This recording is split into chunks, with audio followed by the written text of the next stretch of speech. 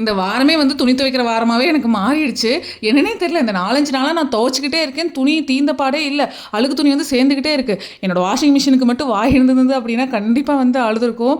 ஏன்னா டெய்லியுமே வந்து மிஷினில் துணி போடுற மாதிரி ஆயிடுது. வாஷிங் மிஷின் மட்டும் இல்லைன்னா என்னோட பாடு அவ்வளோதான். ஏன்னா டெய்லியும் துணி துவைச்சேன் அப்படின்னா கண்டிப்பாக ரொம்ப வந்து டென்ஷனும் ஆகும், டயர்டும் ஆயிடுவேன். ஏதோ வாஷிங் மிஷின் இருக்கங்காட்டி நான் தப்பிச்சிட்டு இருக்கேன். சென்னை போயிட்டு வந்ததுலேருந்தே துணி வந்து நல்லாவே சேர்ந்துருச்சு. ஏன்னா சென்னைக்கு நாங்கள் கிட்டத்தட்ட ஆளுக்கு 4 செட்டு கொண்டு போனோம். அதை துவைச்செடுக்கிறதுக்கே எனக்கு 2 டேஸ் டைம் ஆயிடுச்சு. ஏன்னா வாஷிங் மிஷின் டெய்லி ஒரு டைம் தான் நான் யூஸ் பண்ணுறேன். அதனால் 2 நாள் வந்து அந்த துணி துவைச்செடுக்கிறதுக்கே டைம் ஆயிடுச்சு.